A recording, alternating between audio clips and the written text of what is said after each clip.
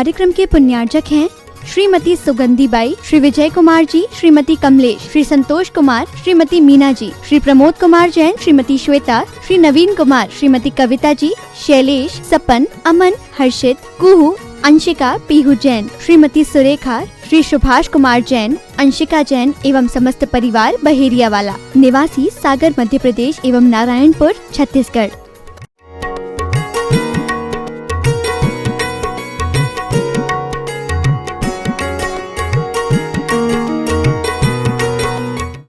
उस इमेज के नाम से कभी आपको पुकार लिया जाए, फिर कैसा लगता है? तुमने हमारे बारे में ऐसा कहा, हाँ तुम ही हो सबसे बड़े चोर, इते आओ काय बड़े चोर। किसको बोले? हमें? हम बड़े चोर? सेठ हैं, सेठ हुई हो मोहल्ला गिलाने, हमारे लाने बड़े चोर हो, हमारे घर की 3 संपत्ति तुम्हारे हाथ में दबी पड़ी, हम जाना थे कहां से बड़े बने। आग लग जाती है। भद्रा को आग लग गई किस बात से? कि कोई मुझे तू कहता है तो बहुत बुरा लगता है। गर्व कहां से पैदा हुआ? अंदर के धन से, माता पिता के लाड़ प्यार से, 8 भाइयों के ताकत से। उस अकेली कन्या के अंदर तू शब्द सुनने पर बहुत चिढ़ पैदा होती थी। भद्रा कहती कि नगर में एक गुणसागर मुनि महाराज आए थे। गुणसागर मुनि महाराज, ये वही गुणसागर मुनि महाराज हैं जिन्होंने मणिमाली मुनि महाराज जी को दीक्षा दी। वे गुणसागर मुनि महाराज विहार करते हुए आनंद नगर नामक गांव में पहुंचे थे। उस नगर में पहुंचने पर भद्रा कहती है, पूरे गांव के लोगों में ऐसा गुणसागर मुनि महाराज का प्रभाव था, जैन अजैन सब उनके पास उनके उद्बोधन सुनने जाते थे। उनके उद्बोधन सुनने मैं भी जाती थी और उनके उद्बोधनों से प्रभावित होकर के मैंने अणुव्रत ले लिए। 5 अणुव्रत का निर्दोष पालन किया मैंने जीवन भर, अभी भी करती हूं। और मेरा रूप लावण्य 16 साल की उम्र में आसमान छूता था। बड़ी बड़ी आंखें और शरीर के सौंदर्य को दुनिया भर के लोग देखना पसंद करते थे, लेकिन मुनि महाराज के उस उपदेश के बाद मैं किसी को देखना पसंद नहीं करती थी। सब था मेरे पास, बुरा लगता था एकमात्र चीज से, कोई जब मुझे तू कह देता था। आप लोगों को भी बुरा लगता होगा जब घर के अंदर आपको विशेष नाम से, कई बार पिताजी लोगों के नाम घर के अंदर बच्चे लोग गणेश रख देते हैं। भैया मम्मी से बोलते हैं गणेश जी कहाँ गए, बड़ा बुरा लगता है। वो तो अच्छा हुआ कि गणेश जी सुनते नहीं है, जिस दिन सुन लें उस दिन तो बच्चे का, कार्तिकेय का, उनका तो खाना पीना खत्म कर दें।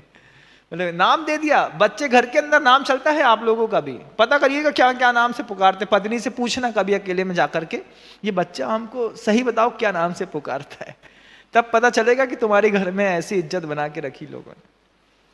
तो पिता त्रस्त हो गए इस बात से, बार बार सोचते थे कि बच्ची इतनी सौंदर्यवान है, अणुव्रत भी ग्रहण कर लिए हैं, घर के अंदर संपत्ति भी है, उसके बाद भी इसके अंदर जो हट है, तू सुने तो कोई भी चीज उठा के फेंक दे, कुछ भी कर दे। पिता वृद्ध हो चले तो घबराहट हो गई अंदर, मैं वृद्धावस्था में आ गया, इसका विवाह करना है, लेकिन डर लगता है कि विवाह कैसे सदेगा, कैसे इसका विवाह होगा। तो पिता ने एक बार राजा से जाकर के कह दिया, महाराज मैं अपने पारिवारिक परिस्थितियों से परेशान हूं। जैसे कभी कभार आप मुनि महाराज से आकर के अपनी पारिवारिक परिस्थितियों को कहकर समाधान लेने का प्रयास करते हैं, उस समय भी ध्यान रखना बंधुओं, कभी भी मुनि महाराज के पास बहुत सारे लोग बैठे हों तो अंतर्वेदना को कभी कहा नहीं जाता, एकांत में ही कहना। क्यों महाराज?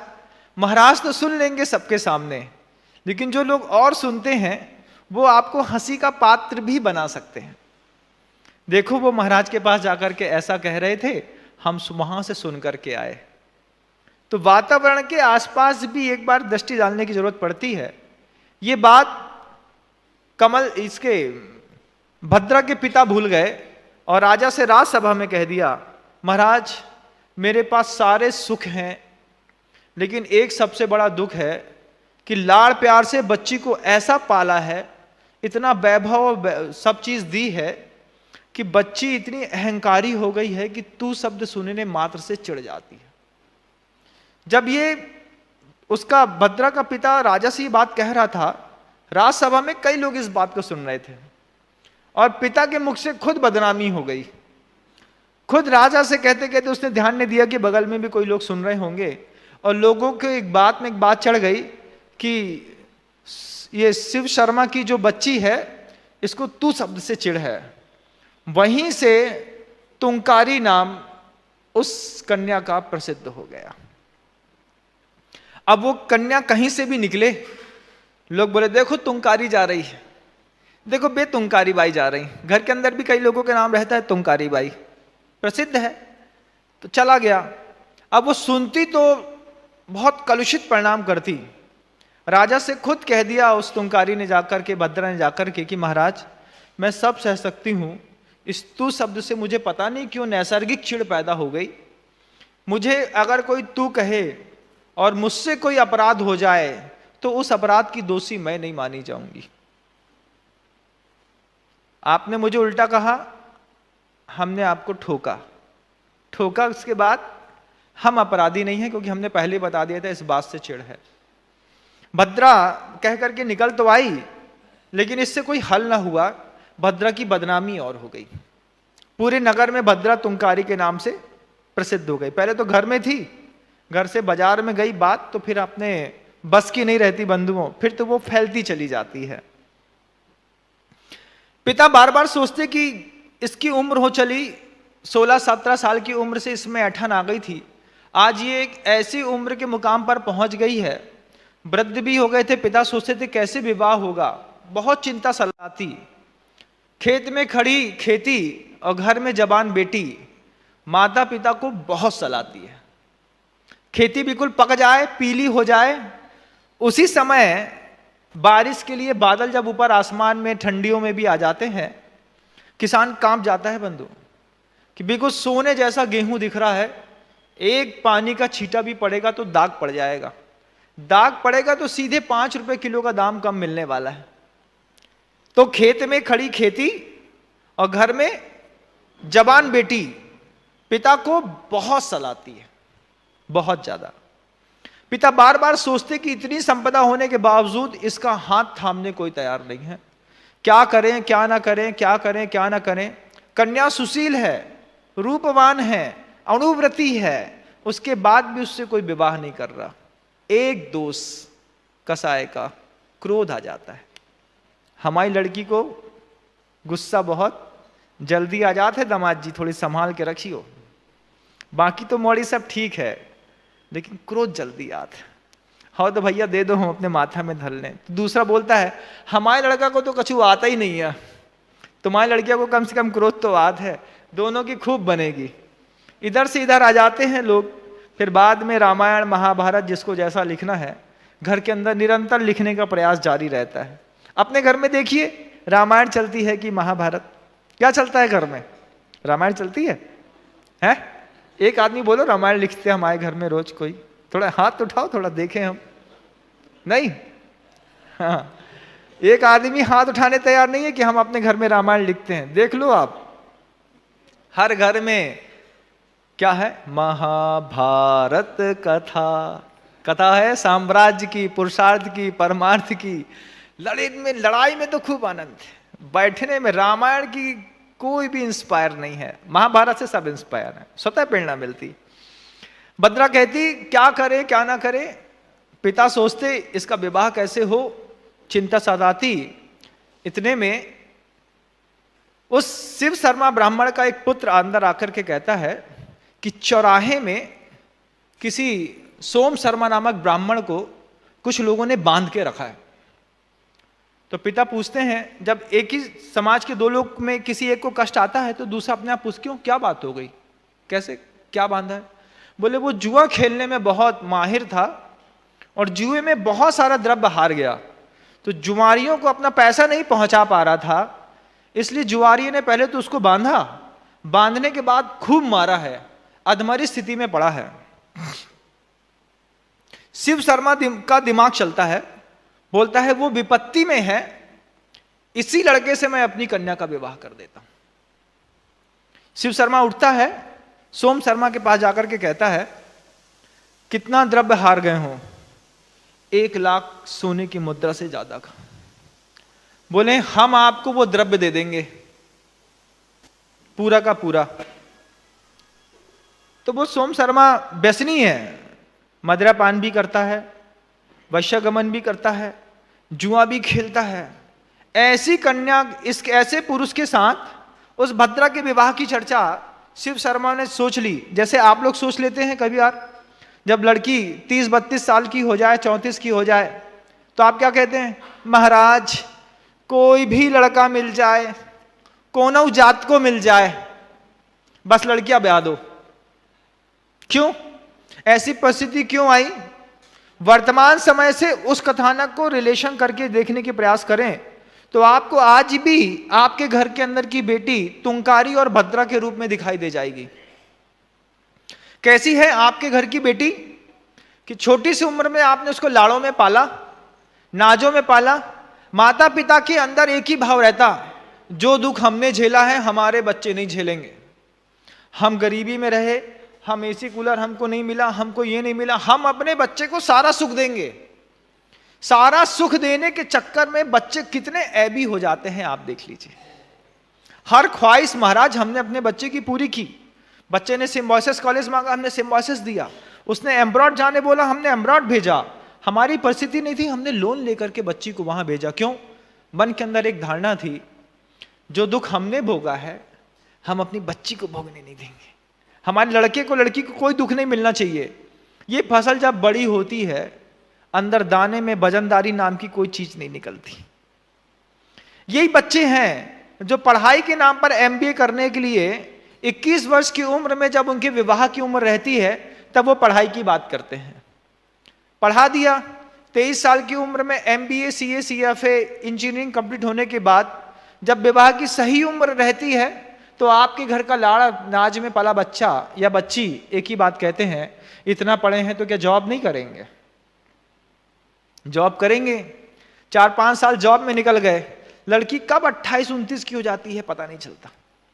उसके बाद जब चेहरे में बड़े बड़े दाग होने लगते हैं, पिंपल्स पड़ने लगते हैं, चेहरा मुरझाने लगता है, तब माता पिता सोचते हैं महाराज 28 साल की हो गई, शादी करना है। हम कहे 22 साल में क्या कर रहे थे? पढ़ रही थी महाराज। बोले 20 साल पहले, 25 साल पहले 18 साल में पढ़ाई हो जाती थी, 22 साल में शादी। अब 23 साल में पढ़ाई कंप्लीट होती है, 28 साल तक जॉब चलता है, उसके बाद लड़के या लड़की के संबंधों की चर्चाएं चलती हैं। कैसे ये वातावरण बन रहा है आज पंचम काल में बंधु? सिर्फ इस कारण से आपने अपने बच्चे को लाड़ प्यार में पाला। जैसे उस शिव शर्मा ब्राह्मण ने, कमल श्री ने, उसके 8 भाइयों ने उस भद्रा को तुंकारी बनाने में घर वालों का बहुत बड़ा दोष था। सारी सुविधा दी, अच्छी खासी लड़की को तुंकारी बना करके दुनिया में प्रसिद्ध कर दिया। थोड़ा दबा के रखते, उसी समय सब ठीक हो जाता। छोटे छोटे बच्चे हैं, बेटा जो चाहिए सब मिलेगा। उनके मोबाइल्स में 50-50 हज़ार रुपए पड़े रहते हैं। अमेज़न में हर तीसरे दिन आपके बच्चे के नाम पे एक पैकेट जब घर के अंदर आता है, आपको उसके पास पैसा कहां से आता है? अरे महाराज बच्चे हैं, पता नहीं क्या बुलाते रहते हैं। कभी देखना बच्चे क्या क्या बुलाते रहते हैं। हर अमेज़न का पैकेट जो आपके बच्चों के लिए घर के अंदर आता है, माता पिता संकल्प कर लें कि इसको खोलेंगे हम, नीचे की हवा खिसक जाएगी। जब पता चले कि अमेज़न में बच्चे या बच्चियां पाप करने वाली ऐसी ऐसी सामग्री को चुपचाप बुलाते हैं, पार्सल देने वाला चुपचाप आपके घर में आता है और आपके अपने आप को बहुत समझदार समझते हैं, भैया हमारे घर में कोई किसी को इंटरफेयर नहीं करता, बहुत अच्छे से हमारे यहाँ का लिविंग स्टैंडर्ड है। आपके पैसे से ही पाप करने की इतनी सामग्रियां अमेज़न के माध्यम से आपका बच्चा खुद बुलाता है। आपके आंख के सामने से पता नहीं कब दारू की बोतल खिसक करके लड़की के हाथ में जा, क्या हमारा पैकेट है ना, फालतू में छुआ मत करो। नियम ले लो, 24 साल तक की बच्ची का पैकेट माता पिता खुद अपने हाथ से खोलेंगे। घर के अंदर कोई भी पैकेट में पार्सल आता हो तो लड़के के साथ भी नियम ले लो कि लड़के की जीन्स आई है, टी शर्ट आया है, ब्रेसलेट आया है, कोई भी सामान आया है, कुछ भी आया है, हम खुद खोल के देखेंगे कि हमारे लड़के ने क्या बुलाया। अगर घटिया बुलाया तो और इससे अच्छे स्तर का बुला के हम दे देंगे, लेकिन घटिया चीज बुलाई तब क्या करेंगे? बताओ क्या करेंगे? अरे नहीं महाराज, आप घर की व्यवस्था नहीं समझते, आपने घर छोड़ दिया ना, आपको क्या पता घर कैसे चलाया जाता है। हमको तो दिखता है भैया दूर से, ऊपर बैठ करके नीचे देखता हूं तो सब दिखता है, नीचे वाले को तो सिर्फ अपना घर दिखता है, साधु को पूरी दुनिया दिखाई देती है। बंधु, आप अपने घर की 2-4 लोगों की पीड़ाओं से ग्रस्त होंगे, साधु के दिमाग में दुनिया भर के लोगों का आना जाना होता है। उससे बड़ा दार्शनिक, उससे बड़ा चिंतनशील व्यक्ति और उससे बड़ा परमात्मा इस सृष्टि पर कोई है नहीं कि तुम्हें सिर्फ देता है, तुमसे कुछ चाहता नहीं है। जीवन विकास के जो सूत्र दिगंबर साधुओं के मुख से निकल सकते हैं, दुनिया में किसी संत के मुख से नहीं निकलते। बंधु, एक तरफा प्रभाव है संवेदनशीलता का, दया का, वात्सल्य का, करुणा का, हम उसका भी दुरुपयोग कर बैठते हैं। हम उसमें भी छल छलावा ढूंढ लेते हैं।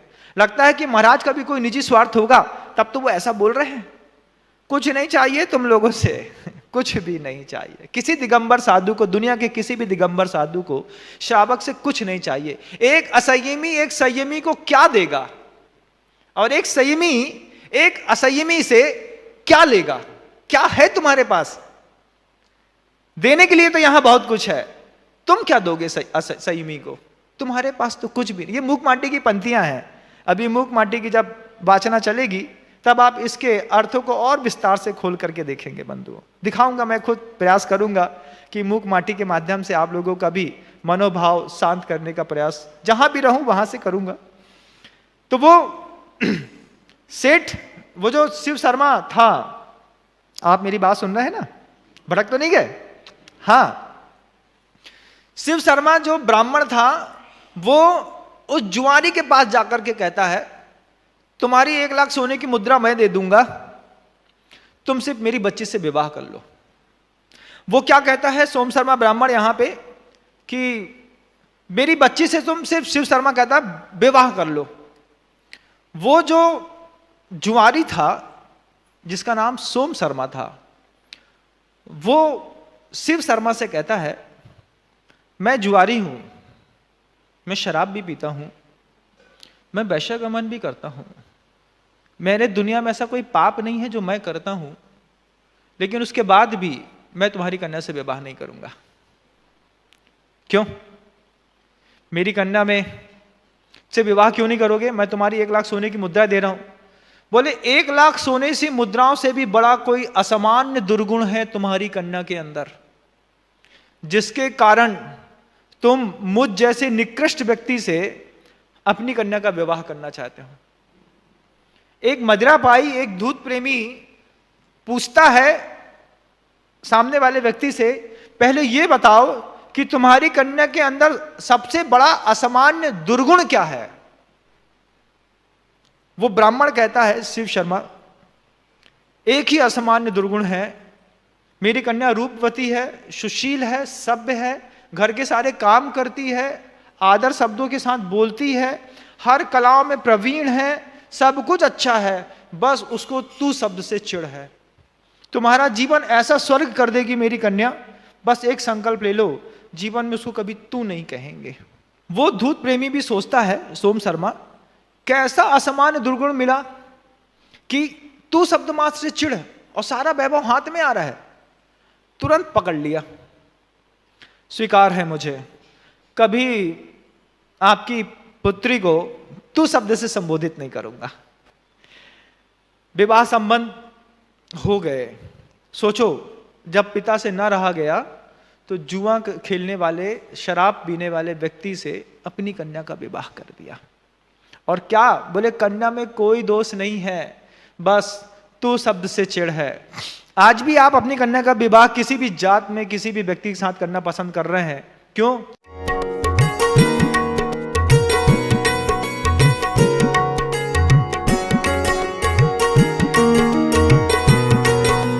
इस कार्यक्रम के पुण्यार्चक थे श्रीमती सुगंधी बाई, श्री विजय कुमार जी, श्रीमती कमलेश, श्री संतोष कुमार, श्रीमती मीना जी, श्री प्रमोद कुमार जैन, श्रीमती श्वेता, श्री नवीन कुमार, श्रीमती कविता जी, शैलेश, सपन, अमन, हर्षित, कुहू, अंशिका, पीहू जैन, श्रीमती सुरेखा, श्री सुभाष कुमार जैन, अंशिका जैन एवं समस्त परिवार बहेरिया वाला, निवासी सागर मध्य प्रदेश एवं नारायणपुर छत्तीसगढ़।